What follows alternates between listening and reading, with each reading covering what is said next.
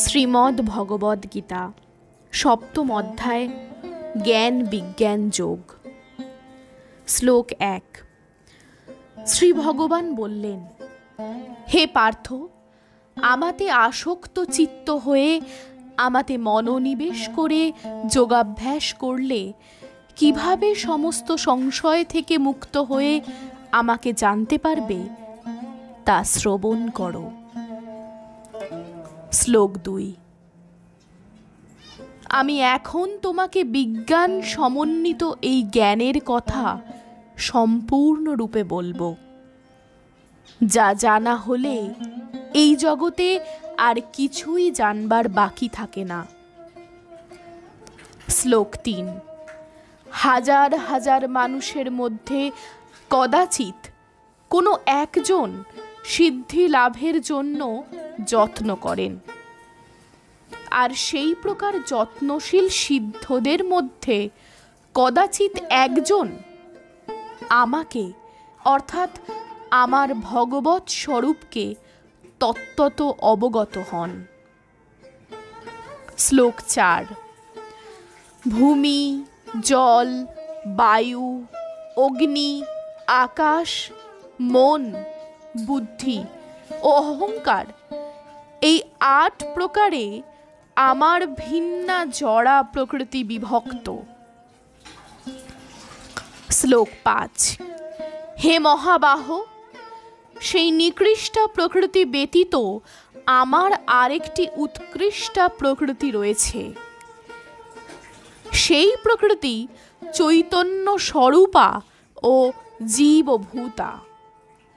সেই শক্তি থেকে সমস্ত জীব নিঃসৃত হয়ে এই জড় জগৎকে ধারণ করে আছে। শ্লোক 6। আমার এই উভয় প্রকৃতি থেকে জড় ও চেতন সব কিছু উৎপন্ন হয়েছে।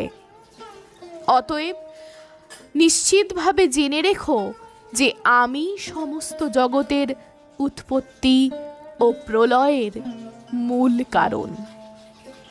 শ্লোক 7। হে ধনঞ্জয়, আমার থেকে শ্রেষ্ঠ আর কেউ নেই। সূত্রে যেমন মণিসমূহ গাঁথা থাকে, তেমনি সমস্ত বিশ্বই আমাতে ওতপ্রোতভাবে অবস্থান করে। শ্লোক 8। হে কৌন্তেয়, আমি জলের রস, চন্দ্র ও সূর্যের প্রভা, সর্ববেদের প্রণব, আকাশের শব্দ এবং মানুষের পৌরুষ। শ্লোক 9। আমি পৃথিবীর পবিত্র গন্ধ, অগ্নির তেজ, সর্বভূতের জীবন এবং তপস্বীদের তপ। শ্লোক 10। হে পার্থ, আমাকে সর্বভূতের সনাতন কারণ বলে জানবে। আমি বুদ্ধিমানের বুদ্ধি এবং তেজস্বীর তেজ। শ্লোক 11। হে ভরত সর্ব, আমি বলবানের কাম ও রাগ, বিবর্জিত বল এবং ধর্মের অবিরোধী কাম রূপে আমি প্রাণীগণের মধ্যে বিরাজমান। শ্লোক 12। সমস্ত সাত্ত্বিক, রাজসিক ও তামসিক ভাবসমূহ আমার থেকে উৎপন্ন বলে জানবে। আমি সেই সকলের অধীন নই, কিন্তু তারা আমার শক্তির অধীন। শ্লোক 13। সত্য, রজ ও তম 3টি গুণের দ্বারা মোহিত হওয়ার ফলে সমগ্র জগৎ এই সমস্ত গুণের অতীত ও অব্যয় আমাকে জানতে পারে না। শ্লোক 14। আমার এই দৈবী মায়া ত্রিগুণাত্মিকা এবং তা দুর্তিক্রমণীয়া, কিন্তু যাঁরা আমাতে প্রপত্তি করেন তাঁরাই এই মায়া উত্তীর্ণ হতে পারেন। শ্লোক 15। মূঢ় নরাধম মায়ায় দ্বারা যাদের জ্ঞান অপহৃত হয়েছে এবং যারা আসরিক ভাব সম্পন্ন, সেই সমস্ত দুষ্কৃতকারীরা কখনো আমার শরণাগত হয় না। শ্লোক 16। হে ভরতশ্রেষ্ঠ অর্জুন, আর্থ, অর্থাথী, জিজ্ঞাসু ও জ্ঞানী, এই 4 প্রকার পুণ্যকর্মা ব্যক্তিগণ আমার ভজনা করেন। শ্লোক 17। এই 4 প্রকার ভক্তের মধ্যে নিত্যযুক্ত আমাতে একনিষ্ঠ তত্ত্বজ্ঞানী শ্রেষ্ঠ, কেননা আমি তাঁর অত্যন্ত প্রিয় এবং তিনি আমার অত্যন্ত প্রিয়। শ্লোক 18।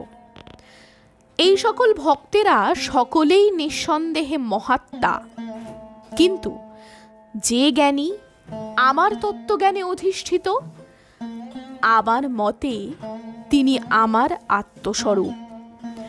আমার অপ্রাকৃত সেবায় যুক্ত হয়ে তিনি সর্বোত্তম গতিস্বরূপ আমাকে লাভ করেন। শ্লোক 19। বহু জন্মের পর তত্ত্বজ্ঞানী ব্যক্তি আমাকে সর্বকারণের পরম কারণ রূপে জেনে আমার শরণাগত হন। সেই রূপ মহাত্মা অত্যন্ত দুর্লভ। শ্লোক 20।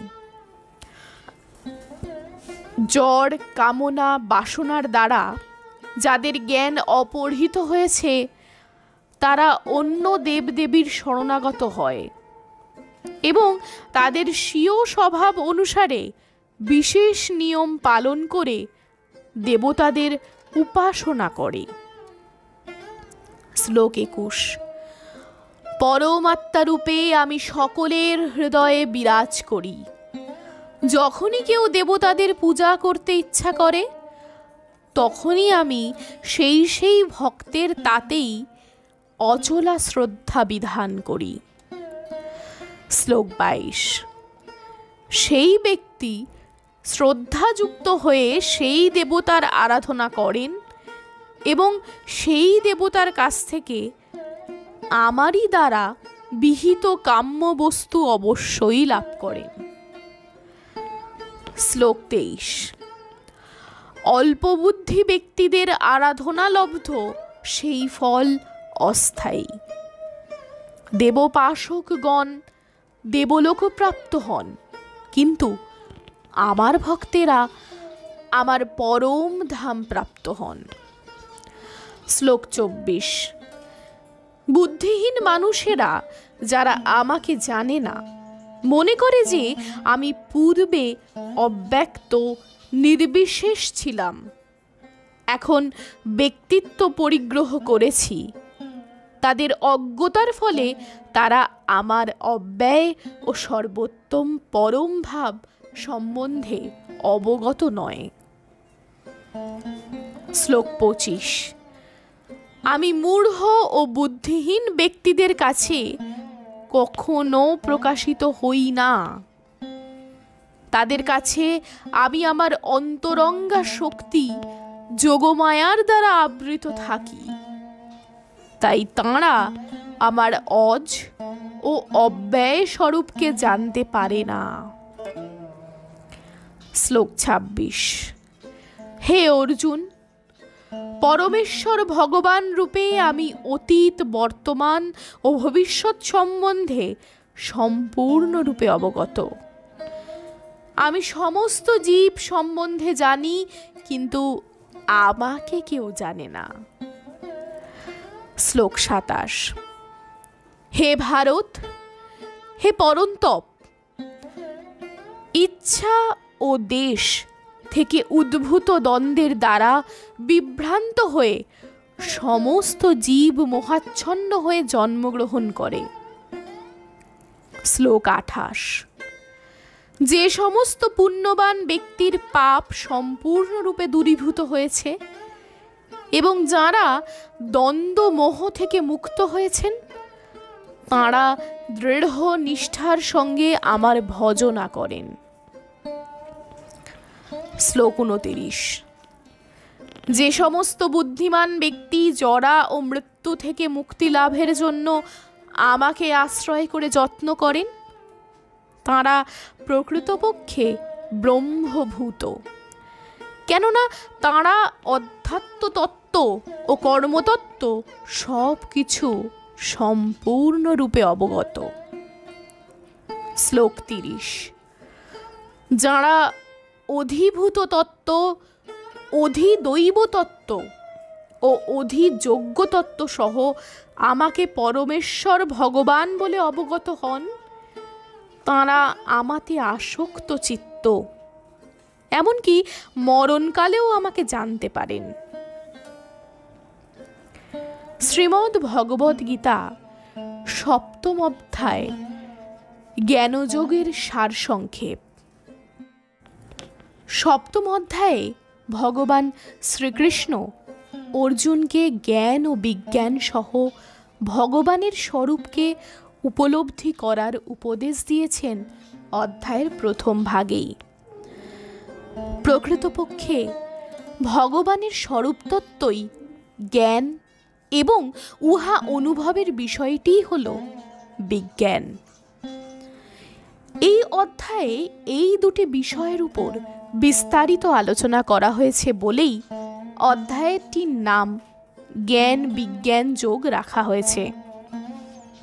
ভগবান শ্রীকৃষ্ণ তাঁর স্বরূপতত্ত্ব বলতে গিয়ে অর্জুনকে জানালেন যে জগতের 8 প্রকার জড় প্রকৃতি, যেমন পৃথিবী, জল, অগ্নি, বায়ু, আকাশ, মন, বুদ্ধি ও অহংকার হচ্ছে ভগবানের অপরা প্রকৃতি, এবং এ সকল কিছুর মধ্যে যে চৈতন্য সত্তা নিহিত আছে তা হচ্ছে তাঁর পরা প্রকৃতি।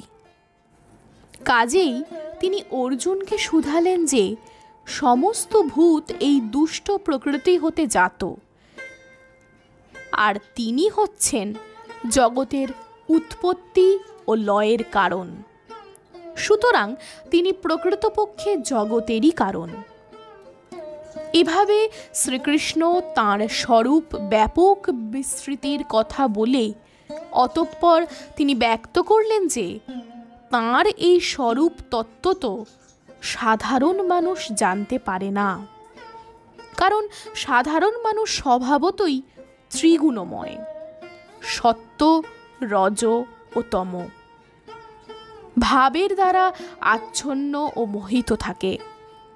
কিন্তু তাঁর অক্ষয় আনন্দ স্বরূপ জানতে হলে মানুষকে অবশ্যই ত্রিগুণাতীত স্তরে উন্নীত হতে হবে সাধন বলে।